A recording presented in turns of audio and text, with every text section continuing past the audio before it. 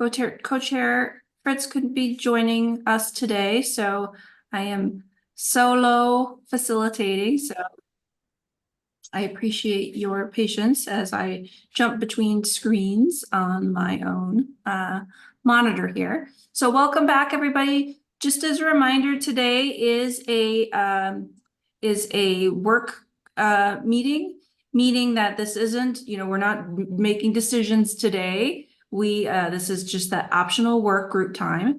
But we are going to just try and get a sense of where people are standing in terms of some of the decisions that we could use going forward for our full council meetings.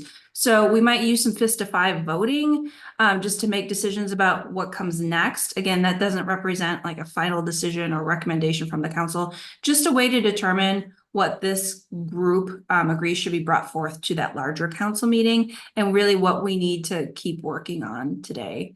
So similar to last meeting, the staff is going to help us facilitate the process. They've been so wonderful and helpful in moving this work forward and all the support they provided. They'll help track notes and documents, and they may even call for votes, just again to help determine workflow. But once I just want to reiterate that the decision and the crafting of the language is ultimately the role of the council. And again, we're not going to vote on approving anything today in terms of the standards, but rather just getting a sense of next steps. So again, the purpose of the time today: accept, decline, or change proposed language to present to the larger council, or see if that topic warrants a larger council conversation. So with that, I know we have the document that some of you have been adding comments to today. So if you haven't get a chance to open that up and review it, I'm sure it'll be put in the chat here momentarily. So with that, I'm going to turn it over to Ken to take us through some of these recommendations. Yeah, thank you, Co-Chair Gardner, and welcome everybody. Thanks again for being here. And again, program staff will be serving just to support the time and process here. The way we thought we'd try to move through the time today is to really gain momentum around looking at specific recommendations line by line or section by section, whatever makes sense in terms of scope, and go through that document, that track changes document with a small protocol here, which we'll talk through in a moment. And then from there, we're anticipating that from that time, this will make sense in a moment, there's going to be a few pieces that need a smaller group to wordsmith or discuss. And so this breakout group time will allow us to do that. Hey, we wanted to wordsmith this recommendation. A small group will go work on that, so on and so forth. We'll come back and perhaps do some sharing out so we're all aligned, and then close. So that's what we're thinking about in terms of framing the time, and we can make adjustments as needed. The document that I believe we put in the chat that should look familiar, that revised recommendations, we have consolidated all of the comments from the group last time, comments since then, and some of the public comment recommendations or recommendations for revision into one place. So what you see there throughout all the comments is really everything that we've heard or seen or put forth as recommendations or revisions thus far. So as we move through this whole group, so yes, Dr. Archer. Ken, so did you do revisions since our group met last time? No, we have not. That's all I needed to know. Thanks. Yeah, that document represents no changes since the last group meeting. We thought while we move through the whole group here, that there's kind of 3 kind of buckets of choices. There's kind of a decide right now that this group, we think based on previous council conversation and direction, or just the scope of the change, somewhere quite small, we can either, we can resolve that in 5 minutes. And that's where we might do a very quick vote around revert, accept, change, or present. Revert you can think about as decline. It will revert to the previous language. Through that kind of initial vote, we might see that, wait a minute, there's more work to do around wordsmithing, but we agree in general direction, and we'll tackle that parking lot, so to speak, in a breakout room for later, something that's just going to take longer than 5 minutes. And lastly, we might identify that there's some pieces that just need a larger conversation or questions for the council, but no other work today. And in that case, the only action step we recommend for today would be identifying what that question or decision point is for the council. Again, we have a lot to cover, so we're going to try to move along at a steady clip. And again, we might parking lot things for later today, where smaller groups can craft that language and bring back to the group. If you're going to make a change that is likely to have differing opinions in the larger group, it might be helpful to present options rather than only like one set of revised language. So that's something we didn't really talk about last time, and something we thought might be helpful. And so again, one thing we're also doing, I just want to elevate this. I know Co-Chair Gardner named this. Any voting today is really only for moving recommendations forward to the larger council for consideration, not final decisions or determinations. We are also working how to best present this work back to the council. And so as part of that, we're going to try and capture those changes and rationale in a document we'll put in the chat. This is really more of a program staff document to track our work today. And we can share that on the screen now if we can, Kristen. And we can also put it in the chat. And again, can you share the actual document with us also as we go through it?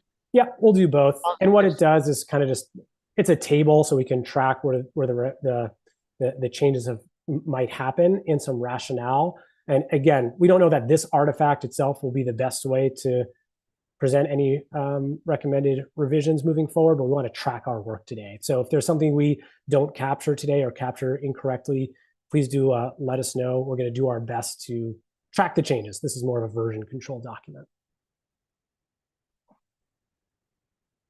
Dr. Danielson. Yeah, is it okay if I just share something out for us to keep in mind as we're going through this work today? That Please. When we had kind of been previously working on them, one thing I had done was I had gone through other states to just count number of standards to get a sense of where we were. And so, for example, Ohio has 67. Massachusetts has 63 in their new standards. And so we were kept coming back to that as we were working on the initial draft that went out.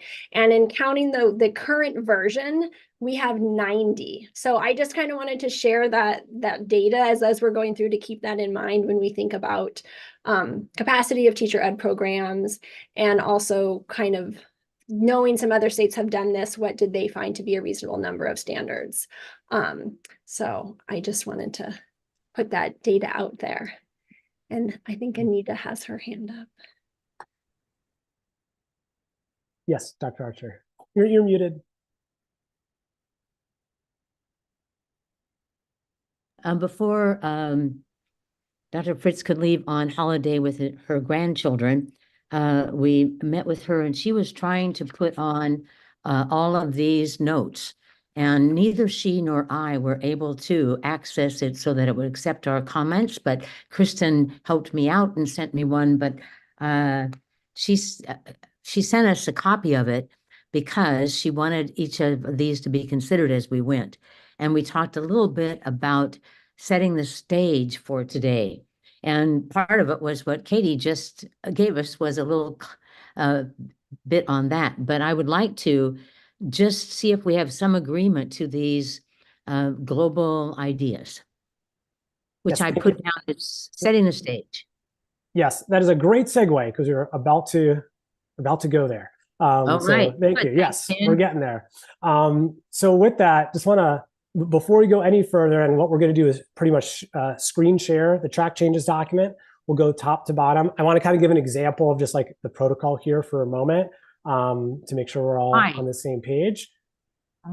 And wonderful. And yeah, it seems like we were able to, Dr. Archer, get any comments that were shared duplicated and over to the correct version. But I don't know. I don't think that she was able to get hers in. She was going to try to do it on her way to the airport with two young men in her grandchildren there. I doubted that was possible. So I'm glad she sent it to us so we can stop and share. Wonderful. Thank you. So with that, if we can scroll down to page 4, Kristen, we're going to come back. I promise we'll go to the top, but just to get us in the rhythm here. So here we have in pink This pink is from public comment.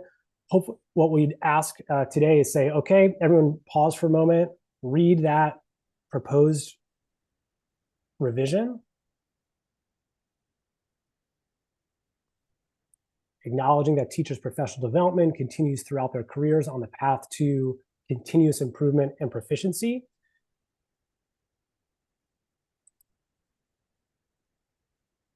And in the chat, I'll put kind of the choices here, kind of last like decline that change. So kind of revert back to the original language to full mastery. That's crossed out. Accept that change, or if you like to present some options to the council.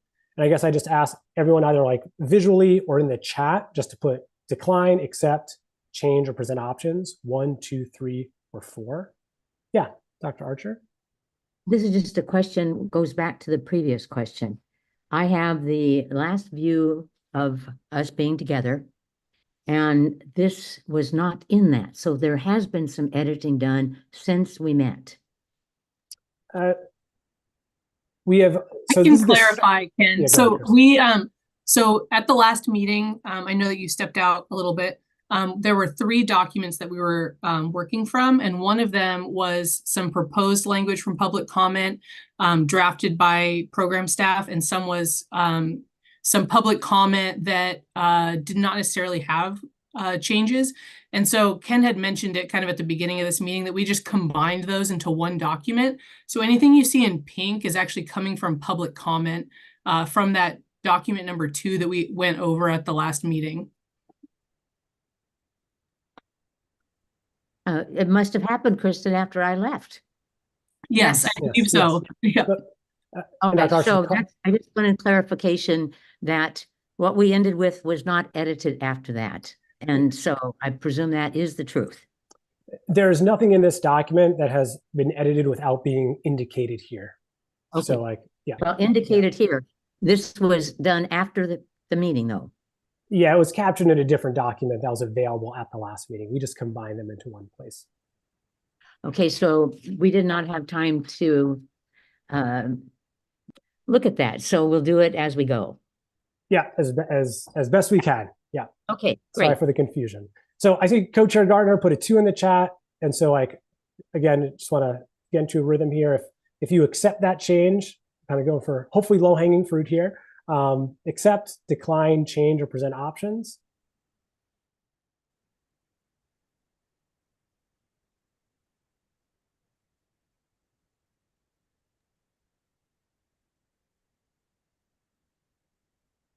I just noted a wording change because on the path to continuous improvement, you're in a path, like it's a little confusing.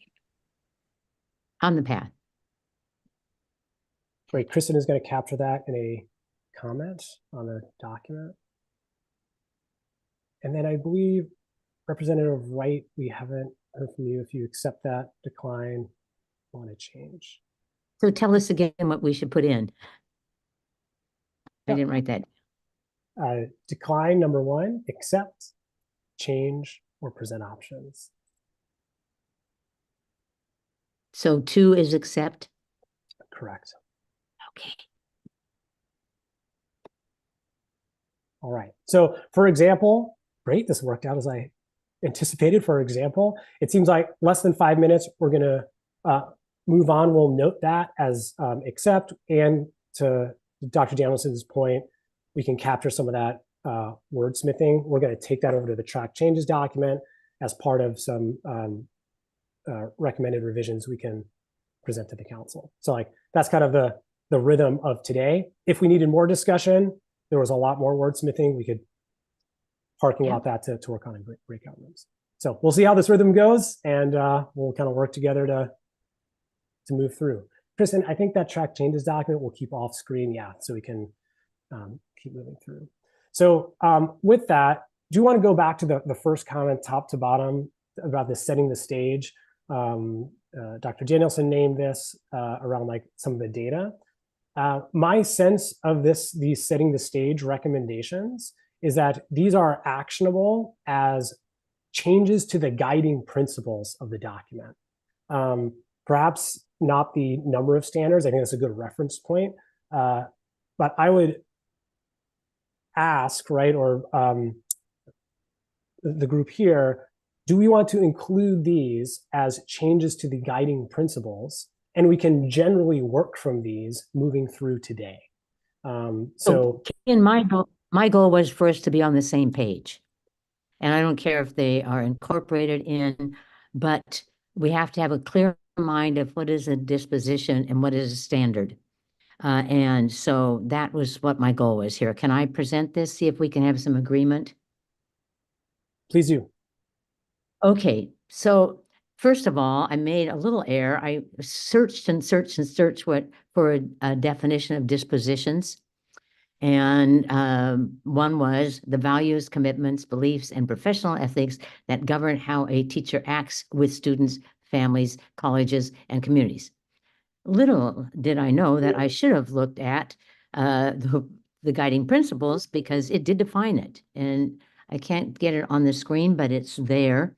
Oh, thank you, Kristen. I think you're helping out.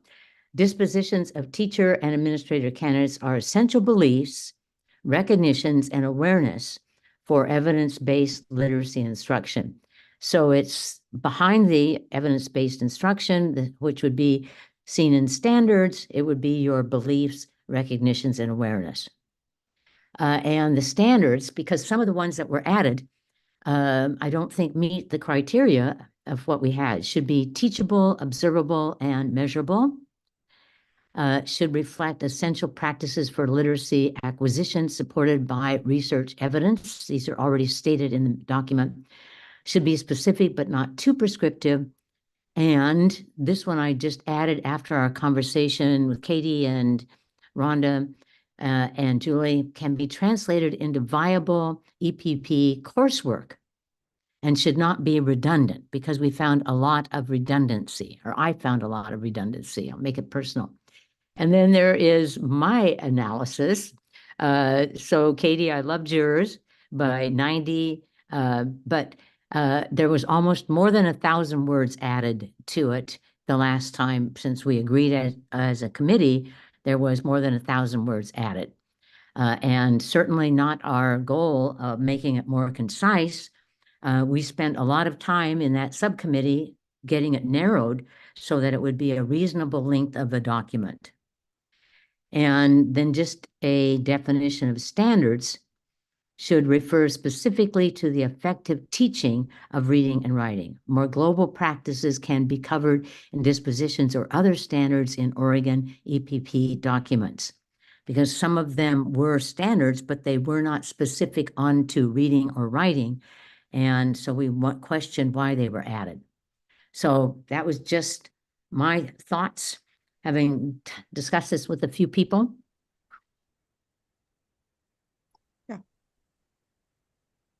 Yeah, thank you. And I think please go ahead, Dr. Archer. No, it doesn't mean any change in the document itself. It's just Right. like, are we making a clear distinction between dispositions and standards? And do we realize what we've done to the length of this? Yeah, agreed. My thought around these as guiding principles, I do want to move us along, so I want to get us stuck here, is that I think number 4 and parts of number 2, that there was not necessarily consensus or agreement in the entirety of the council to move forth with these necessarily. But I think generally, if this subcommittee wants to move forth today with these, Co-Chair Garner, perhaps we take if everyone's in agreement, maybe a quick vote there. I think that's fine. I just wanted to elevate that number 2 and 4 were areas of further discussion from my perspective from the larger council. So are you on the council, Ken? I am not. So that's why I'm going to defer we to love you to Co-Chair. facilitate.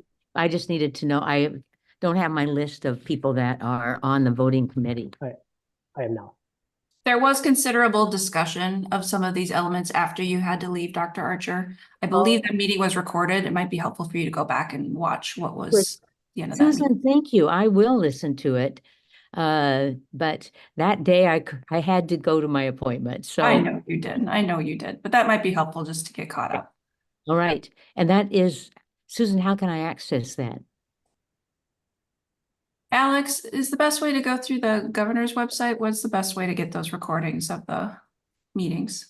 They're on our YouTube channel, and I will send that directly to you, Dr. Archer. Wow, how helpful. Thank you, thank you. And they're, just for the record, they're always linked in every email that you get from our office. Every single email has the YouTube link as well as the reference links to the website. So You're so Another- organized. Thank you, Pooja.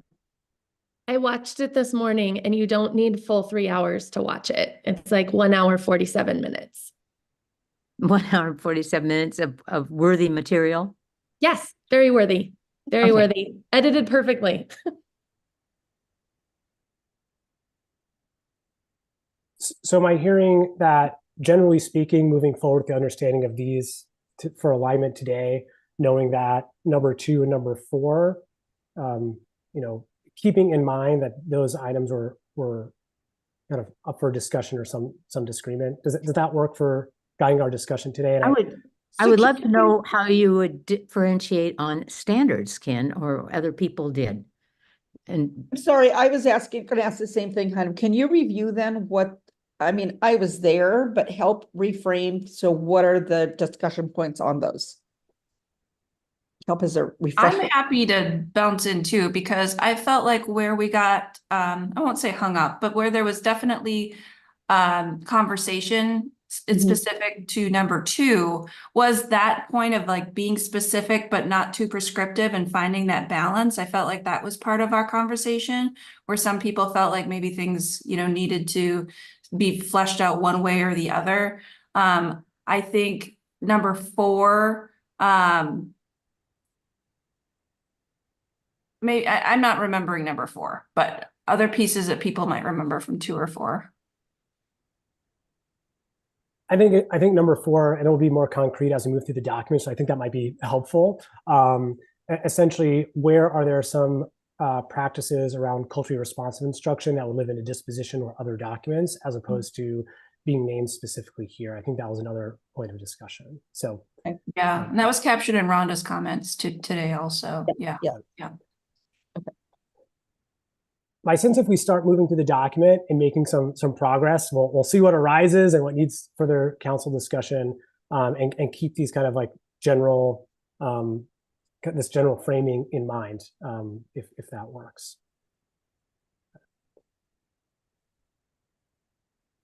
All right. So with that, under guiding principles, there's a question here from Co-Chair Fritz, wondering if this is necessary, since it is referenced under the structural change recommendations. So if you scroll below, you can see the same idea is there.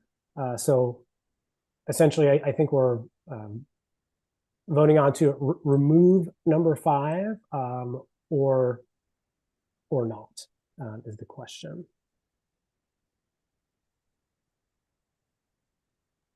Sorry, as long as we're identifying the same standards, are there any missing below? Dyslexia, Oregon standards for. They're not totally aligned.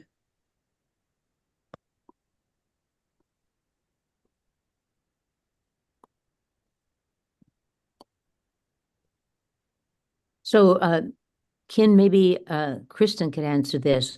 We found a document from 2011 that looked at the 4 major areas of competency for EPPs to meet. And then we couldn't find one that was more recent. And her comment was that she thought that that was old news and not.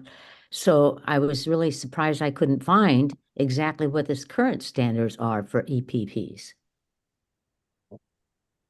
Yeah, I responded to Rhonda's email earlier today. The document that you're referencing is an old document. Everything is now summarized in the Program Review and Standards Handbook, which is linked on our website. And all of the standards are included in Oregon Administrative Rule, which is also linked on our website. Is it possible to forward that to us, Kristen? I can Since forward you it to you, Dr. Archer, yeah. I would love that. Thank you. I kind of like the old document. It was somebody put real effort into writing it. Yeah. but I'll look at the new one. Thank you. So question in hand now is essentially kind of decline, meaning keep both paragraphs, except to like remove one or present some options to council, remove or not, with Dr. Esparza Brown naming that the paragraphs aren't quite the same. So it looks like we have a few in the chat to accept, to remove one. Or combine. Combine. I liked, can you show the top of the top one? The initial sentences?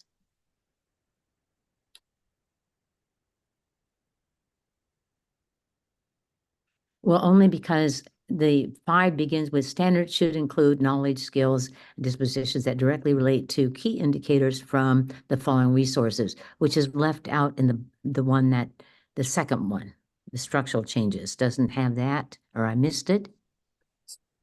But I think they could be combined into one, right? Instead of being the same principles, right? So just as long as the things that are spelled out are included in one.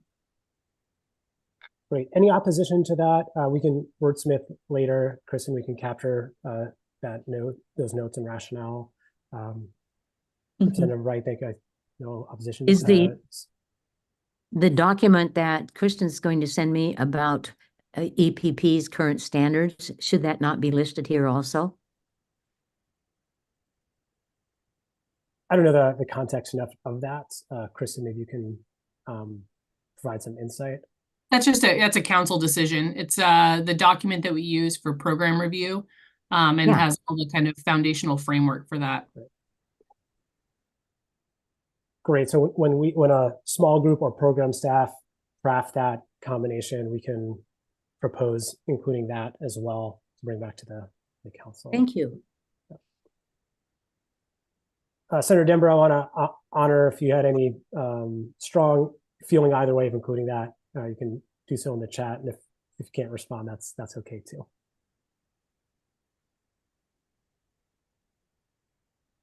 All right, we're gonna keep going. Senator, do join in whatever way works for you in the next few minutes here. All right. I think we're going to group this into the same probably revision. Utilize existing standards as adding the word essential. So we're just essentially accept or decline removing or adding the word essential. I'll put the choices in the chat.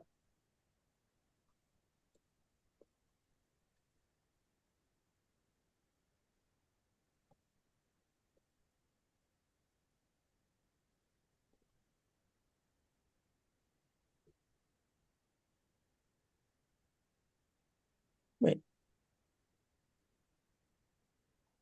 So it'll read, utilize existing standards as essential underlying expectations is the recommendation.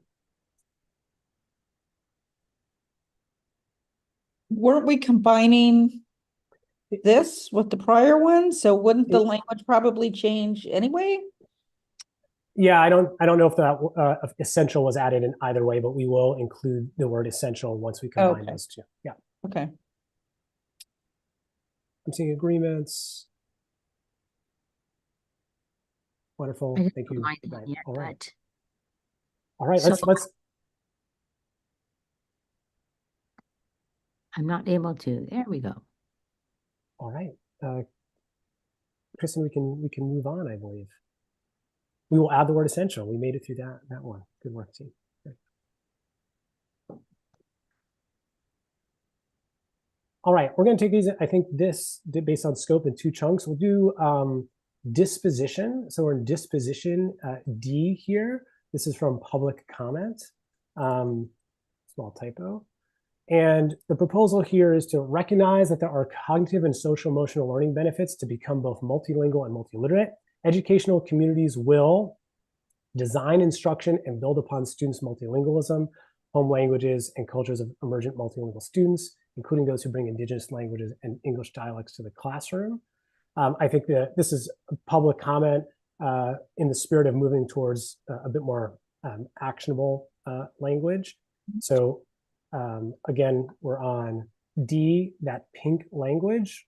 we are deciding if to decline the pink language, accept it, to change it, or present to the council. So I'll give a few moments here.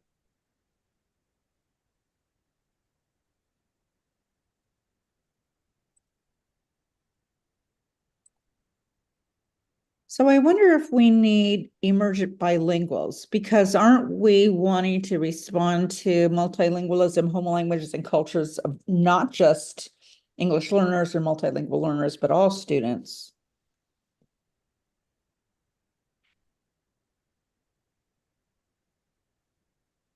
So build upon students, multilingualism, home languages, and cultures. And then delete of emergent multilingual students.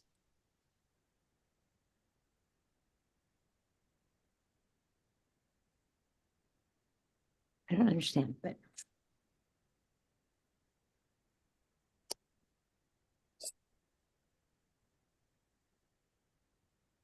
So general, Dr. Yeah. Swaza Brown, I think, yeah, go ahead. No, yeah, I also think, Julie, the way it's written, I'm wondering, because it says design instruction, but what's the design instruction about what or for what? Because it It says says, and build upon students design instruction to build upon students. yeah, like a word is languages and cultures. as it's written, it's very confusing as Yeah. to what it's saying. Yeah. and it needs to be, I mean, we have so many of these separate little bits on multilingual students. It seems that we should try to get some of them together and much shorter, all through the document. I mean, it's as if we've not said it once that we're looking for all students to benefit from literacy and all students. And so, yeah. Well, that's why I was saying if we could delete of emergent multilingual students, because this is about recognizing that multilingualism and multiliteracy it's for all, right? Educational communities will design instruction and build upon. How about Senator Dembro's suggestion in the chat, design instruction that builds upon? Yeah. Or to build upon, either way. Great, so Kristen will make that change. But do you all agree that we should strike emergent multilingual students or not? I don't hear a response to that. I'm okay with striking the redundancy of the verbiage, but it needs to be in there at least once. It needs to specify multilingualism, but I understand what you're saying and agree with. It does make it wordy and redundant to have multilingual students and multilingualism in the appear in the same sentence. But besides of which, this isn't just for emergent multilingual students. We want to build on everybody's home languages and cultures. You know what I'm saying? It narrows the scope of the intent of honoring, what everybody brings, what any student brings, if we limit it to just emergent multilingual students. Oh, I understand what you're saying too, that we should be doing this for all children. Yes. Yeah. Okay, so how do you want it worded? I would just strike home languages and cultures. Let's see. And so it says already build upon students, multilingualism, home languages and cultures. And then strike of emergent multilingual students. Yes. And then we could. I'm agreeing with you on that. Yeah, then we could keep, I guess it is lengthy, but including those who bring indigenous languages and English dialects to the classroom. Sure. It is lengthy, but I think it's really important to be that specific. Yes, but strike of emergent multilingual students. I agree.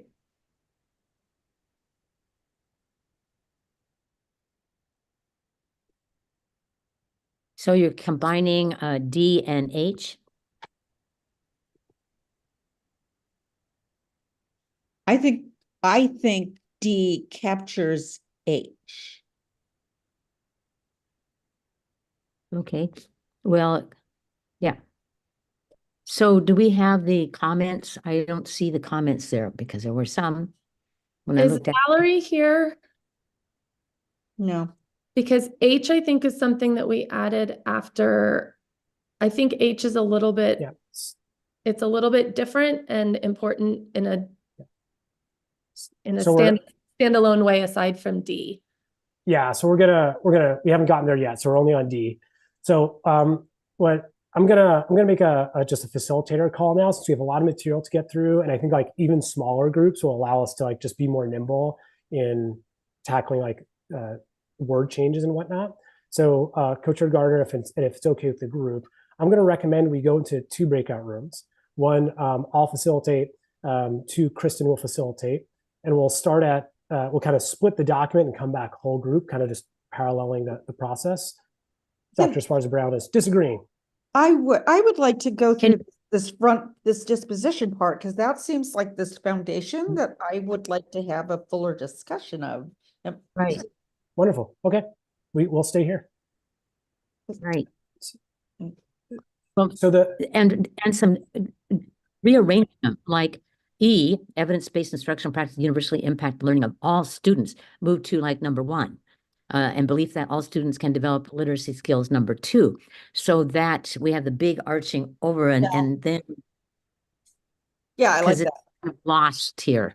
And I'm still concerned because a lot of the comments that I typed in and other people had are not showing. Anita, I can see them on the other document. What other document? Um, Oh, if we open up the It's link. linked in the chat. Okay, got it. Yes. But we, Yes, I I mean, can that's see the them. whole purpose of having those comments is so we can respond to the comments. Yeah, can we put that document on the screen?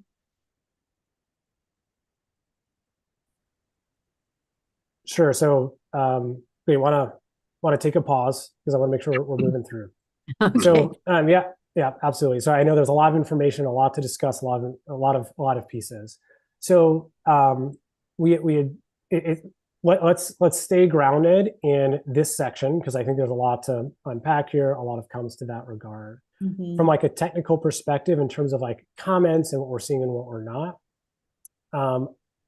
Chris and I just want to make sure we're aligned that any comments that were made or shared with regard to the document we're looking at here are represented on this document, and we've pulled them into one place. I just want to like confirm, Kristen, that is true and consistent. Yeah, so Anita's correct that there were a bunch of comments here. And like I said, I have moved them over to the decision points for council consideration, but I'm wondering if we can revert to a previous version of this document to try to get those comments back. I don't know what happened to them. I would guess someone just went and like approved something that was like a chain of commentary, but I don't know for sure. So yeah, the So- one open that was in the chat has the comments. The decision point for council consideration has, I tried to, as of about 30 minutes before the meeting, get all the comments put over into that decision-making document. Okay. Great. So just to clarify, everyone's documents were here. It looks like they were unintentionally resolved somehow, but they are captured in the tabular form that was also shared in the doc. So we can put that in the chat again. And so apologies that they're not showing up here. Yeah. I mean, I would like to see them, and we can add the ones that were done by Rhonda, but because we did took a lot of time to put in the information and it's not being utilized.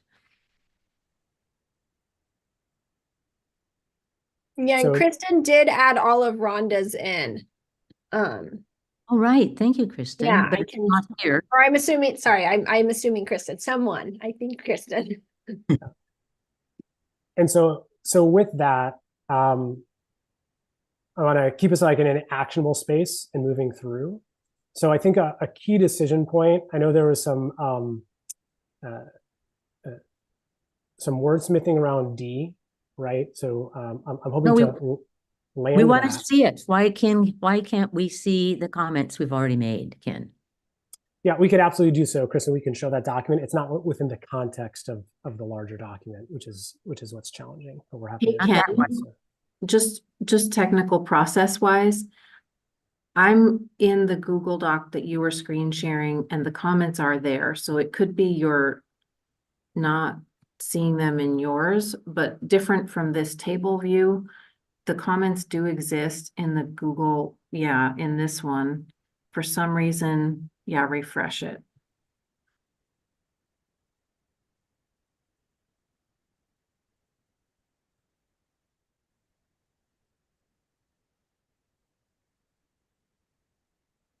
It looks different for some reason. Yeah, my Yeah, comments are not there. That doesn't please me for the amount of time I took to write the comments in. yeah, and But on another, there they are. So maybe There we go. all, show all. Yeah, it's something about the toggle. There they are. Ah, Oh, good. okay. yeah, so to that end, yeah, I want to acknowledge the technical challenges, and and Dr. Archer also, like, I just want to be clear, like we have seen it or not resolving or trying to exclude anyone's comments at all. Oh, It I just seems like presume there's it's been just yeah. There. Yeah, so there's a lot to unpack and dig into, and so I want to make sure we're with 45 minutes left here. So my sense is we continue to stay in this space of walking through actionable items, and if there are ones we don't get to, that'll be a decision point at the end of the work session here. With the 45 minutes left, I'm going to recommend we kind of stay in the actionable space. So I believe, and Kristen, if you can track these, type as recommendations are made under D. I want to make sure we've captured the suggestion to make under that guiding principle. And my apologies, someone will have to summarize that around multilingualism being named a few times in there, and to reduce that and to switch from design instruction to build, that builds upon. So if we can add that language in to D, and then also any other recommendations around this disposition. Yes, Yeah, it was delete. Go ahead. It was delete of emergent multilingual students. Right. There. and the order. None of my comments are there. And so I put a lot of comments in on these because there's many other parts that were dispositions that should have been here and they should have been combined. They're much too wordy. Yes, I think, Dr. Archer, I think some of those are on standards, if I remember correctly, further down that you recommended moving up to dispositions. Oh, yes. But yeah. here, the three here needed to be combined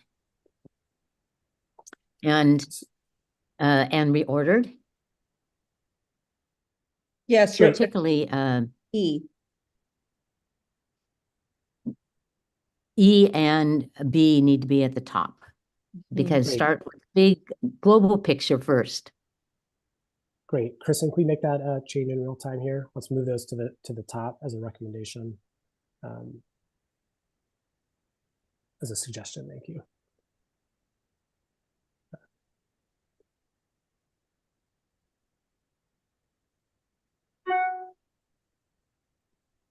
Now, in terms of what is now H, I, and J,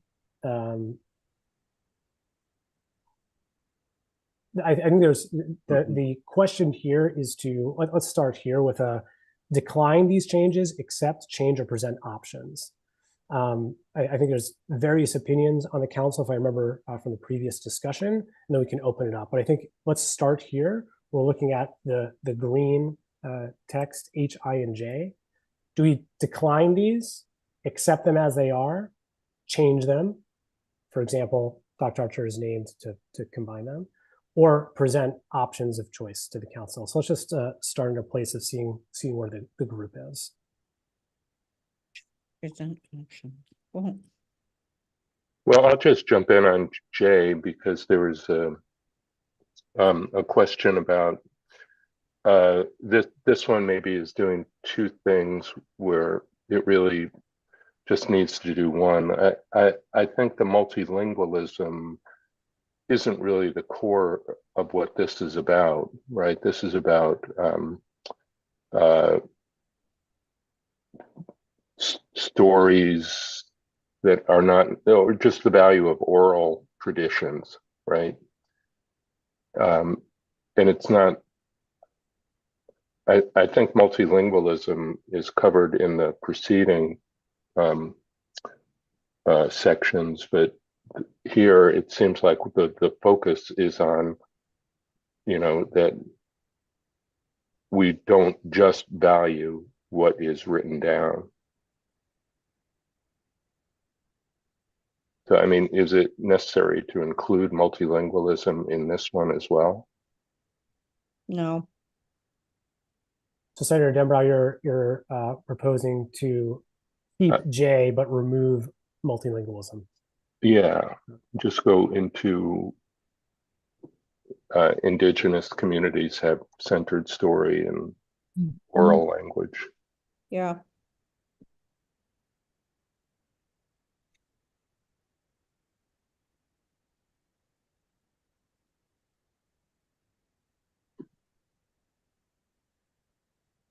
I wonder about combining B and I, because B is the belief that all students can develop literacy skills, and I is the belief that all students, and then it kind of notes, experiencing disabilities and multilingual learners deserve access to grade level text. Those seem to be the same thing. It just seems maybe adding that to B so they're together.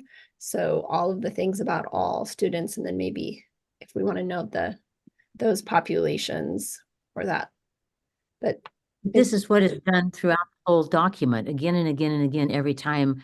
And I think we just need to say it once. It's everybody, including students experiencing disabilities and multilingual learners. Yeah. That everything in this document really refers to all of those groups. I agree with combining.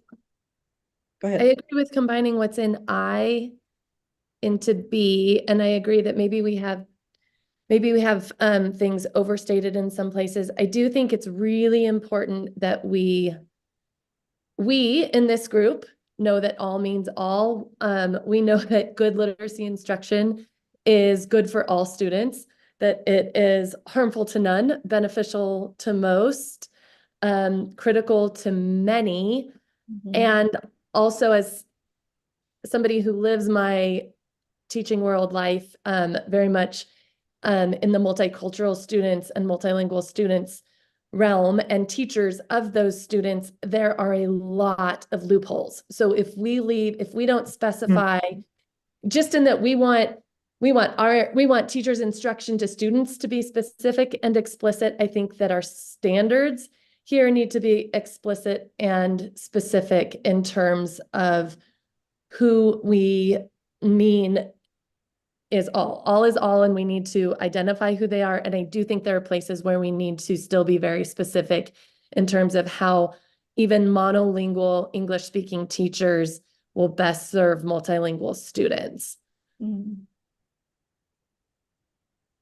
But so then do we need to specify the all that's in H as well?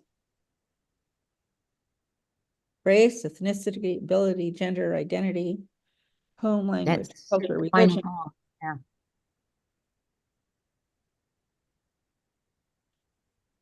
So really H and I could be included with B. Belief that all students. Dr. Williams has had her hand raised for a bit. Oh, sorry. Oh, no, I definitely wanted to let the experts speak, and I just wanted to just offer a comment.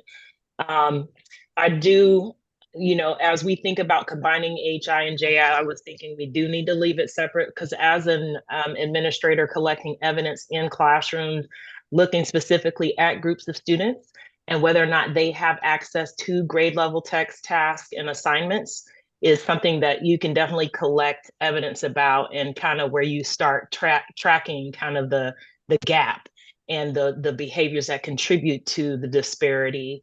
And so I just, I don't want to lose that language that's in I, or to become too conflated and washed out in our collapsing of things.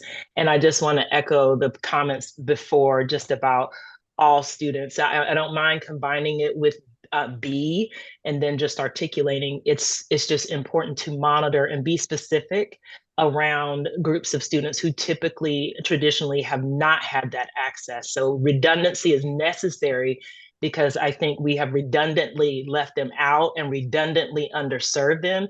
And so we have to make up for that in how we put language in this document.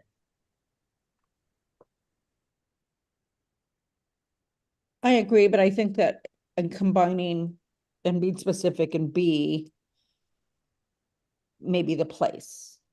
And it makes sense to have it there. So this might be sorry, Dr. Oh no, I was just saying, these are also kind of like when we had talked before about things we're collecting evidence on, this too is the space of the dispositions. Right, which is kind of framing the entire thing. And so Dr. Williams, as you're noting, kind of collecting and making sure we're coming back to that in other areas that, especially in that assessment portion and things that where an evidence will be have to be provided for licensure, that we have that it's captured in those spaces.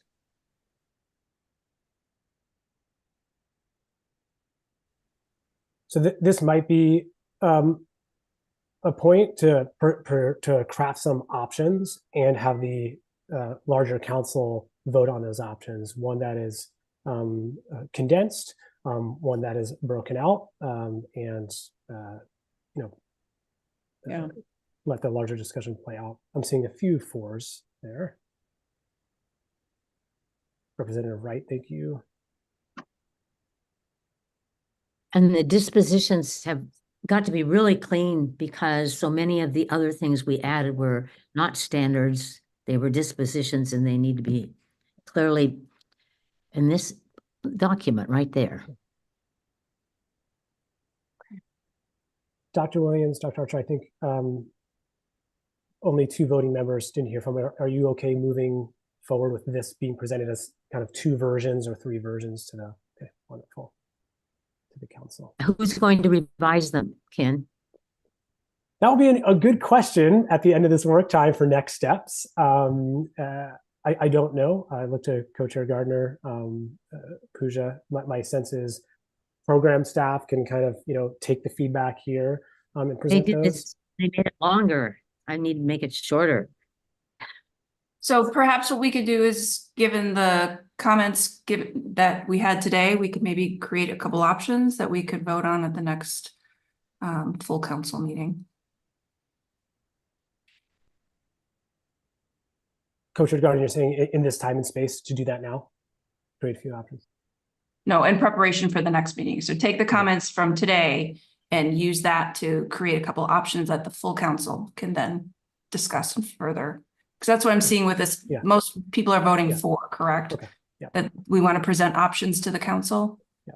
With one of them being shorter, Dr. Archer. So, okay. I will be glad to write one set, and I'll send it to you, Susan. And because I really need some challenge to do my day. Okay.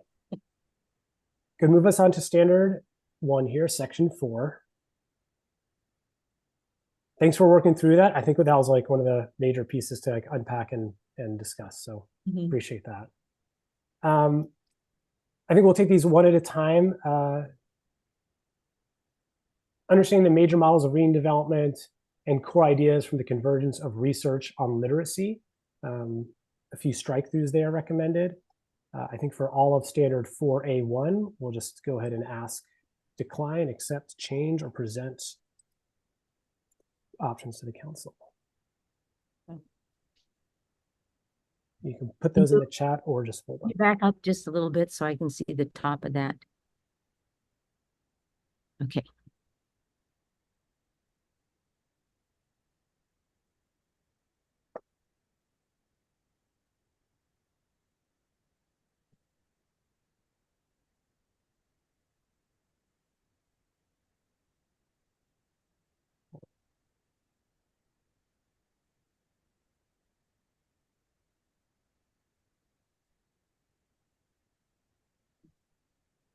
Seems like all accepting at this moment. I have not had a chance to read through it because these have been edited since the last time we got this. So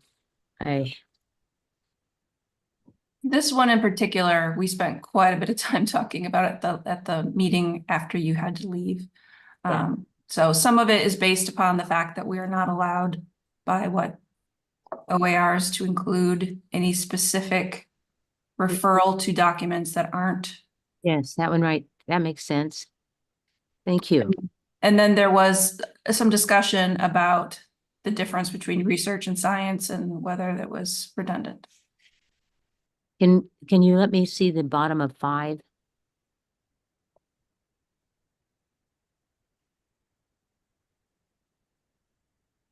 So we're only on 4A1 at this moment, Dr. Archer. Understand the No, major models.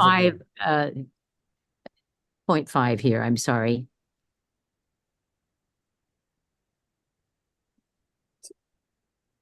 Okay.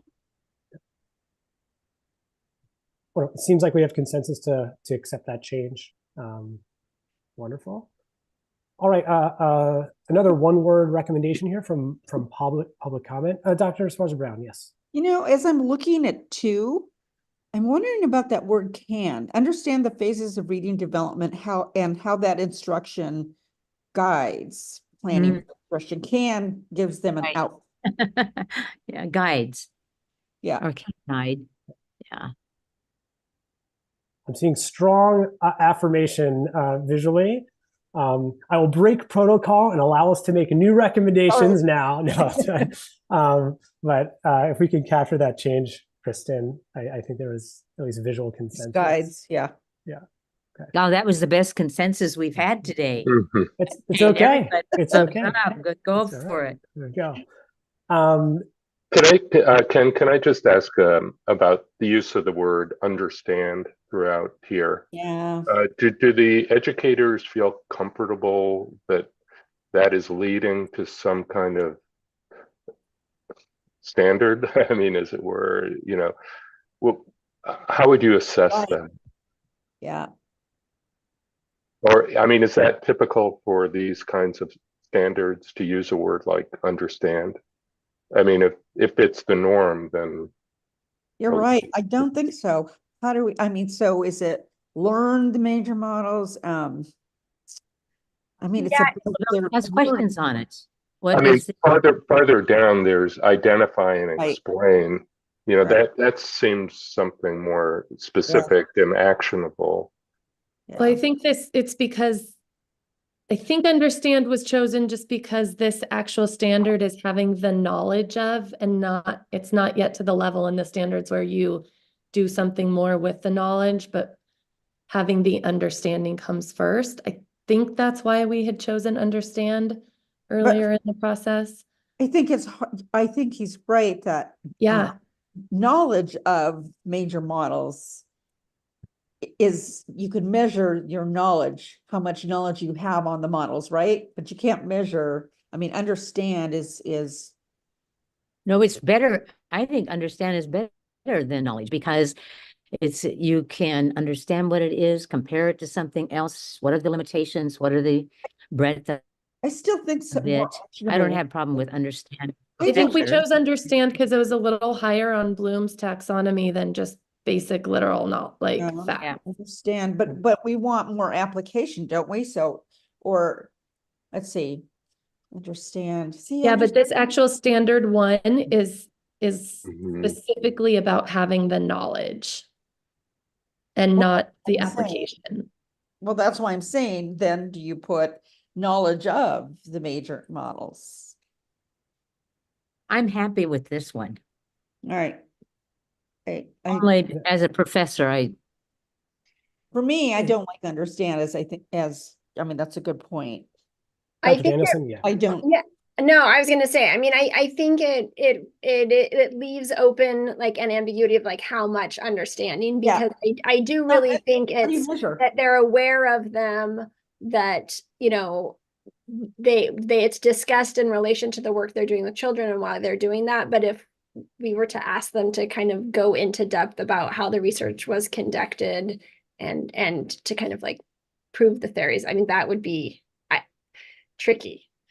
But I think we're in a space where a lot of like understanding major models of reading aren't included in programs, and so presenting them and or the reading phases of probably Echo or Lene Airy, right? Yeah. And the structure, Maybe I don't understand that. I mean, there's so much here that is not in current programs. Representative Wright, I see your hand is up. I guess my question would be to Susan, and that is, if we look at the EPs and how they're going to interpret this and put it forward, how are you going to assess understanding of these models? Is it through testing? Is it through experience? I mean, I agree with Senator Dembro. You know, it's not that I don't disagree with the need to understand this, but are we going to assess this, or are we just going to assume that they know this? I think that this is probably a time I'd reflect that question back to the council, because we're starting to talk about implementation, it feels like a bit to me, which comes a little bit later. So if the council feels like changing the verbiage to reflect Bloom's taxonomy or something like that, that's a little more demonstrable, we could do that. But then we're starting to cross over then to how are we going to assess and implement. Yeah, This is sort of the foundation of almost all the other standards. So to me, you'd get a understanding of all of these, and then you would apply it to phonemic awareness, to letter sound associations, to comprehension. Yeah, I don't think anyone disputes that. I think it's how would we assess someone's understanding of something? And so sometimes having more specific verbs can help, like identify, explain. So a few things I'm hearing, I think, is in terms of like moving this into action or not. Like one option is to present to the council to kind of move through everywhere that the word understand is named and try to decide if that is the appropriate verb or not. Or also like just acknowledging where we are in the timeline and process that, you know, each of these is underneath. I think this was kind of mentioned in the process, you know, demonstrate knowledge, demonstrate understanding. That's part of implementation, and we leave as is. I'm just trying to move this into like what, if anything, is actionable. So Dr. Danielson, I see you unmuted. Well, and just, I mean, just as someone who's like teaching this right now and has been for a really long time, I just want to be careful because you don't want it to be so prescriptive that it's just like they're responding to this question. But, you know, and I know understand is ambiguous and it means lots of different things, but it's like understanding this in relation to their work as a teacher. And I would hate for them to just be able to explain to me the simple view of reading. Like that's not sufficient. They need to kind of understand why those components matter and how they work together and how that's expanded on in Scarborough's rope. So I feel like, to me, a little bit, the understand captures all of those like complex nuances that are so important. That then maybe in our practice guide that we've talked about creating, we can break that down a little bit more, as opposed to having too limiting of a standard that kind of takes away some of the robustness of it. And especially since this was an area that was connected to the Oregon Literacy Framework. So we're kind of staying aligned with that.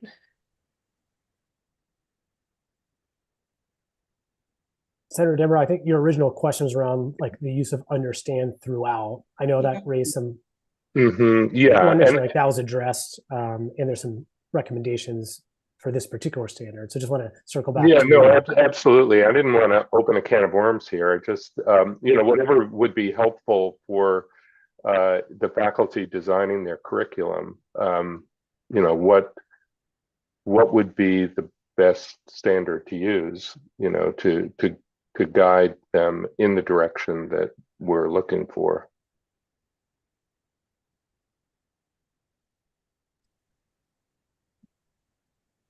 So with that, Co-Chair Gardner, you had proposed kind of potential action here, looking to you, like, you know, we can kind of say we are where we are at this point in the process, or open up, at least for this particular standard, whether or not we want to make that revision. I kind of wonder if Kristen's suggestions in the comment there might be helpful. So option 1, craft new language for the word understand. Option 2, keep understand as is and support demonstration through implementation plan. Or I'm sure there's another option there as well.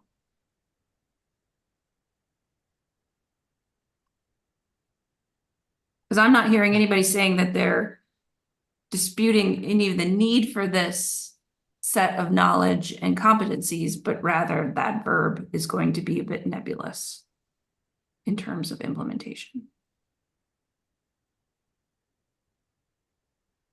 So the decision point here for this particular standard essentially is to option 1, craft new language for the word understand, or 2, keep it as is. So we can put that in the chat here. And when you look at, one of them does have identify and explain. So to me, it's a decision between identify, explain, or understand.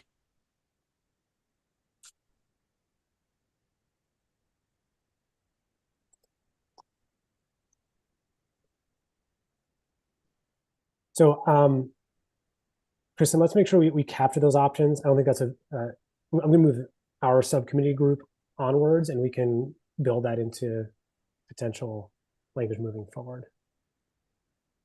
for the greater council to consider, if that works. Coach Garner, does that work to move this? Okay. Okay, here we are, top of page 8.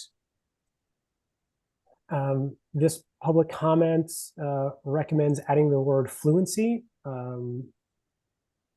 in this description of what are essentially the in literacy acquisition. Understand the reciprocal relationship among oral language, phonemic awareness, decoding, word recognition, fluency, spelling, vocabulary, etc. And again, here are the choices.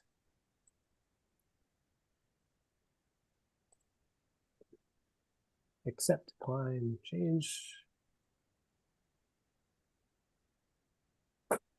Many twos to accept that.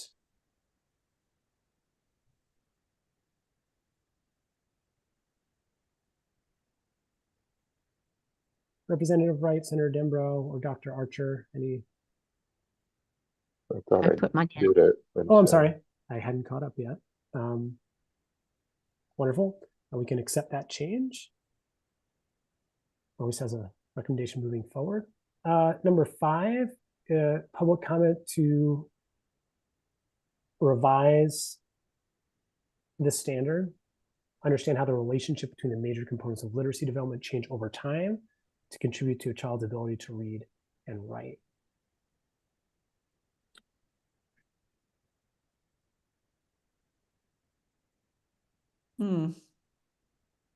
I kind of feel like that goes with 4. I mean, it's the relationship between the major components. That's what we noted above. So I would vote to delete. So it almost, to me, makes it feel like by having those differences, you're not going to be proficient. I just don't like the wording of it. So let's see, understand. I mean, so it is talking about differences in the way children learn to read. I read it as Julie, that as you go over time, the relationship changes, right? So a kindergartner, first grader who's just learning to decode, like, right, the strands of the rope that are more prominent there versus someone who has automaticity in 4th grade who's maybe working on more comprehension, that was the change over time that I was how I read it. But I feel like a little bit when we talk about understanding. Sorry, I was looking at 7. Yeah, we're on 5. Sorry. We're on 5. So understand how the relationship between major components of literacy contribute. Yeah, okay.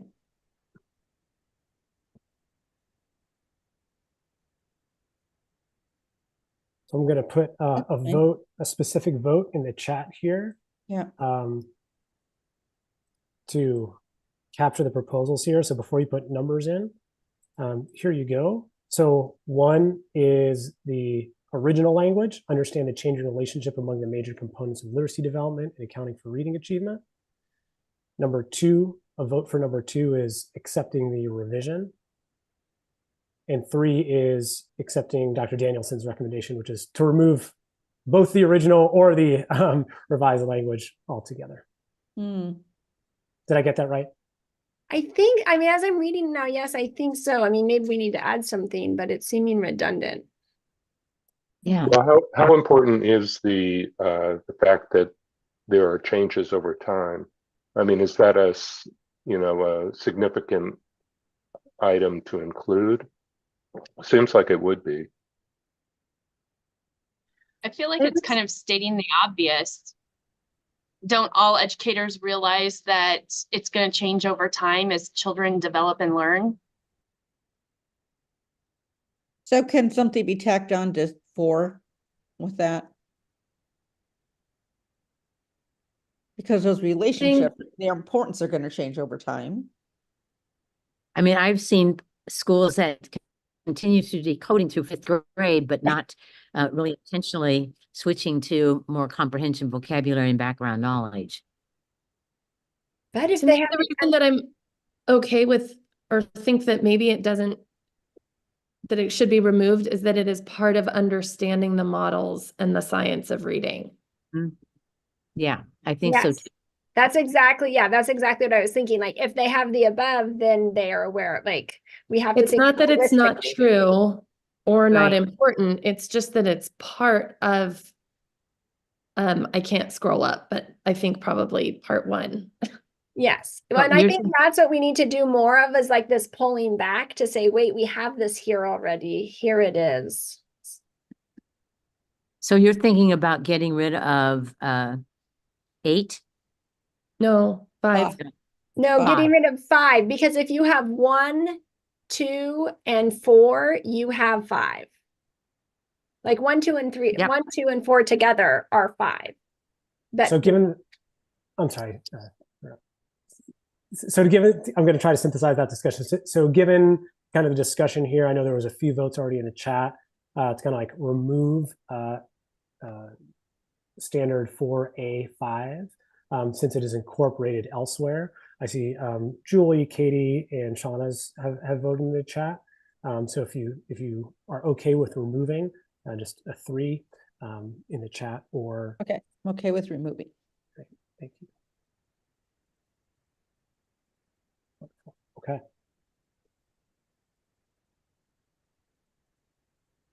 All right, now we're on 8. Now we're on 7 and 8. I know there was some discussion on 7 and 8.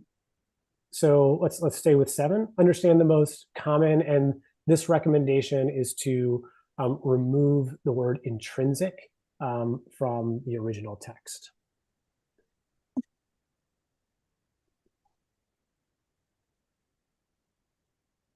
It's what I was trying to say earlier. It's striking me as saying that, oh, if you have these differences, you're an English learner, or you have cognitive issues, or you're on the spectrum, that most common different, you're not going to be proficient. Understand the most common differences between readers who are proficient and those who are not. It's almost like saying, okay, these are going to be barriers. It's deficit. That's what I'm saying. Yeah, Well, yeah. is this, I'm just looking through the old standards, and is this one, since it's in pink, is it just taking out intrinsic because it's in pink? So is this coming from someone else? Yeah, it's a combination of a few. So I think it evolved from the original standard to a change from public comment, and to remove the word intrinsic was an ODE recommendation. So it incorporates all 3. We can put the original language if that'd be helpful. But I would vote to get rid of, I don't think we had anything with this deficit language in the original. So I would vote to not add this one at all. like I don't, this wasn't created from the council, I don't believe. No, and I don't like I it. agree that this belongs and is included in a different section of the standards already. Well, and in not such a negative, Or get rid of it. let's delete it. Yeah, it's negative. Deficit. What's And the number one? How do we vote to delete it? Great. So 1 will be remove, 2 just would be go- continue discussion. 1 is to remove. Okay. I believe Do we need that? Senator Dembrell, just want to make sure you're I defer. Okay. We're on to 8. Understand how each of the above concepts impact and apply to learning. So want to acknowledge this is probably a point of larger discussion. So this idea of how multilingual learners and students with disabilities are described, spoken to, and their needs throughout the document or explicitly is named a few times. I was raising the ODE feedback and public comment. So just want to acknowledge we can speak to this change, but it probably is a very large discussion that applies many times throughout the document. So, But you know, this is one that I had really trouble with because it's again and again and again and again, versus we've stated that all these are for all students, including students with multilingual students with disabilities. And so it's what really increased the length of it. And I don't see any need for it because it does all apply. And I also don't like, I mean, we're always linking multilinguals with students with disabilities. Right. That it kind of implies that, again, barriers to learning or, you know. Right. I Versus think we need it here. I'm all about multilingual learners, but I don't like this here in this phrasing. Shauna's, I saw that you unmuted. Yes, I agree mostly and I think that this is a bigger discussion and needs to be. I agree that this issue or this aspect, this component comes in multiple places and we maybe need to streamline it. And maybe what we need is a section that is specifically about multilingual learners and a separate one that is specifically about students with disabilities. So I agree with you, Dr. Archer, with what you said, except that I also feel strongly, because I see it every single day in the world of particularly students and teachers who are teaching in dual language programs, of this loophole of, well, but that doesn't pertain to me because the language that I teach kids in is not English, for example. So I don't. But that's in practice, not in training teachers. I would rather to train them with the skills that they need to teach all students. And then in their environment, yeah. And I was looking at it from my years and years and years of teaching at universities. There's certain skills I want, and I want them to believe that it is for everybody. And there's no excuse here. And so whether they're children of color or multi-language or special ed, yeah. I'm going to put on my dean hat and not my co-chair hat. And there were a lot of comments that came from the faculty at OSU specifically in regard to this, because they are experts in ESOL and dual language, and they do identify that there's a particular additional set of knowledge and understanding to all of these things for those students. So I just want to make sure that that's emphasized in that comment. I also want to add that I went through with a pretty fine-tooth comb the standards for dual language teachers, and there's nothing literacy specific. So that's why when I keep saying I want to eliminate loopholes, there aren't specific literacy skills for dual language teacher standards, which is why it's really, really important to me that they are here. I'm not saying that it doesn't need work and can't use some tweaking and some moving around, but So Dr. Esparza, sorry, there's a process point. Dr. Esparza Brown, and then Dr. Danielson, I saw you unmuted as well. And then we'll give you the last word. And then we're just going to talk about circling up this topic and then next steps. Just want to honor time. So Dr. Sparks-Brown. So I'm just thinking, I mean, we're talking about, so maybe there should be some literacy standards in a dual language setting. But I don't know that I think we need to attend to our mission here.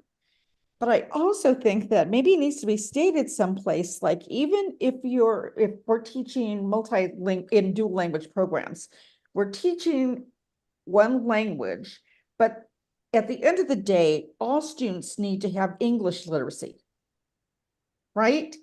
And maybe, I mean, maybe that's a point we need to make someplace, is that the job of an American school system is really about getting everybody literate in English. And it's important to have dual literacies as well.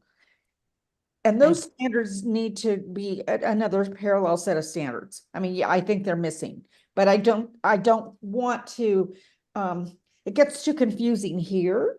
I mean, I think they need to exist kind of side by side and see where there is overlap and marry, because we're going to be referencing, the languages, transferability of the language. But I also think it's important to acknowledge that, our job is all about teaching English literacy.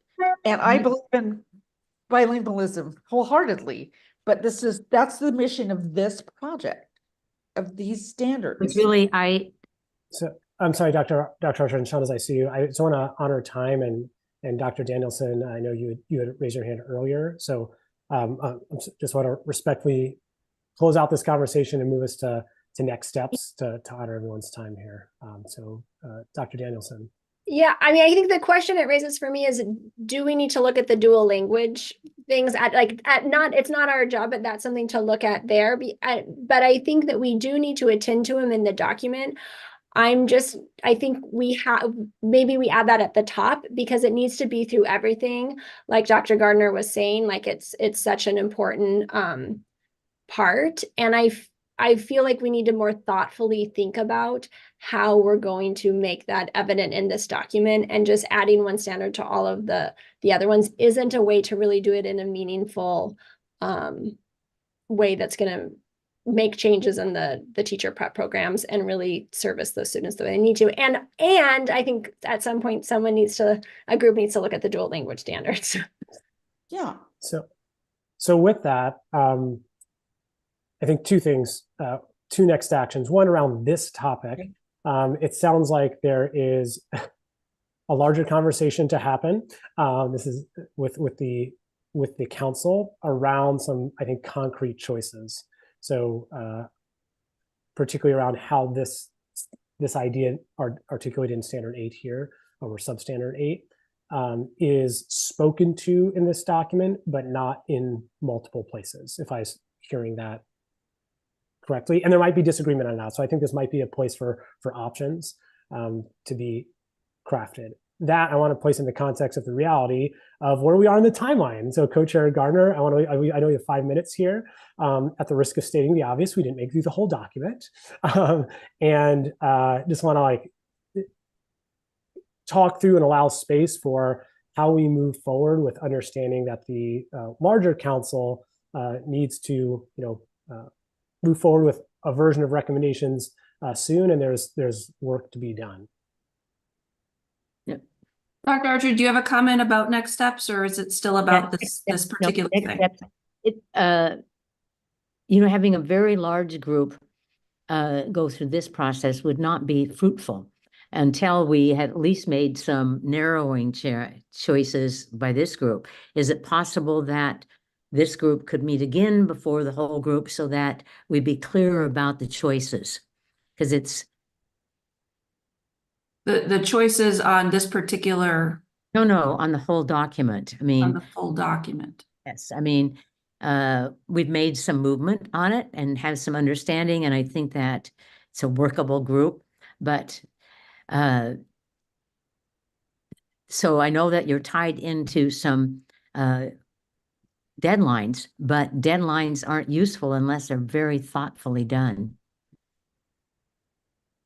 Honestly, I don't know, because our deadline, I know, I guess I'll defer to Pooja. Like, where do you see that we stand, and how the timing between the next council meeting?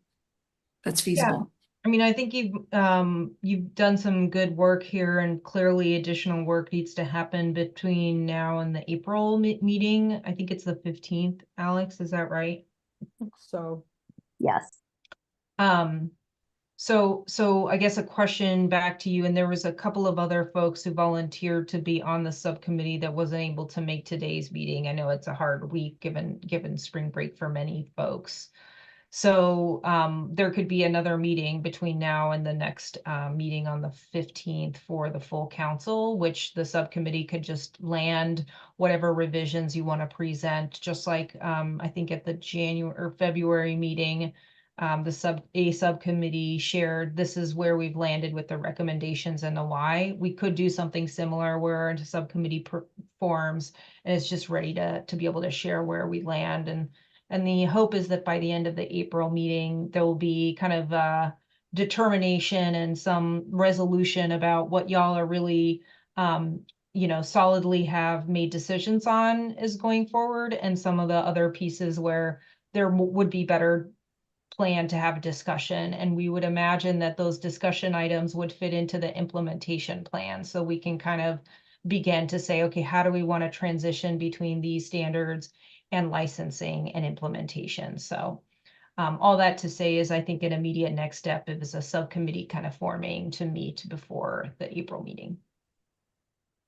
So with that, I saw that Shauna's already put her name down for such an effort.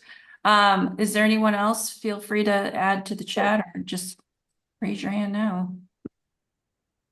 The only day I have is April Fool's Day at 1.